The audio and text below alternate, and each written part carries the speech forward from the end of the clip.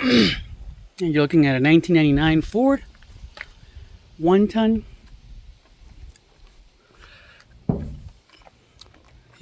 It seems like most of its life it was used to haul a big fifth wheel. I didn't really get it from the long-term owner. I got it from the intermediary, the like couple years owner. I got it from the guy who got it from the guy. But anyway, it's a local truck owned here in northeastern Oregon all its life.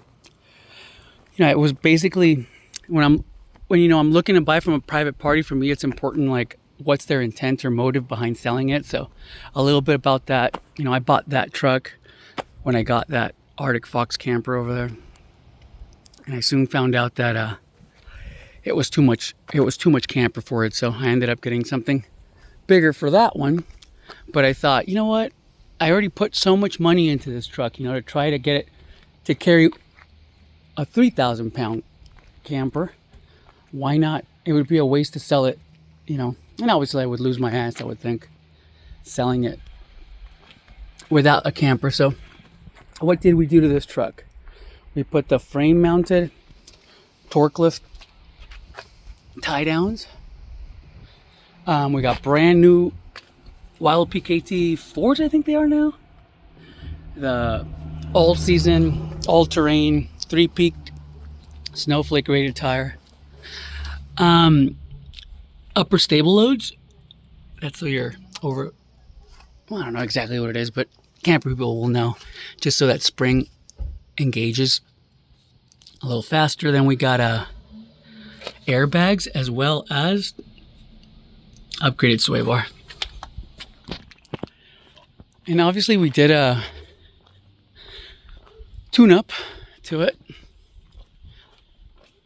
when we first got it, and the truck didn't really need much but the basics. So, and I have this documented that we did rotors. There was brake calipers. Eventually we found out the cruise control didn't work, so I had to do with that switch that the mechanics followed, and to the best of their knowledge it was like an exhaust brake at some point. Anyway, everything is disconnected, but the switch's still there, just because I thought, hey, let's just leave it there just in case. Let me come around this side. But as you can see, the truck is just, I wouldn't say it's remarkably collector quality, but I would say it's remarkably clean for a truck that, really what it's going to be. This is going to be an affordable truck and camper. That's kind of what I liked about these, is that, maybe if we get lucky, you don't have to spend a lot of money, and you have a 4-wheel drive RV that'll take you anywhere you want to go, that you can reasonably expect it to last a long time. And like I said, the truck, it's been here a couple days. I saw that it was leaking something there, most likely some grease right here. But other than that, I'll take some better pictures of it.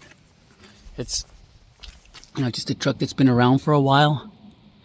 They're notorious. It's a 7.3 power stroke, so they're notorious for, just giving you, you could go on the forums and read yourself, but, I definitely drank the Kool-Aid on these 7.3s, and I bought it to haul my family around and that Arctic Fox, and I just kind of thought, you know what, it's too much. It's too much on the suspension. It didn't feel right. And I kind of thought, like, once I took the camper off of it and the steering was still kind of loose, I was like, well, maybe that's just kind of what they are, these trucks. And I was unreasonable and unfair when, in my expectations of it. But no, when I went to get this camper and I put it on there, sometimes you gotta kind of mess with the airbags and with your stuff, your suspension upgrades, and it really did ride better with this camper on it, and it did without it. Anyway, this is going to be a long walkthrough if I do both, so I thought that's enough of the truck. I'll make another video showing you this awesome, unique 1991 real Lite camper.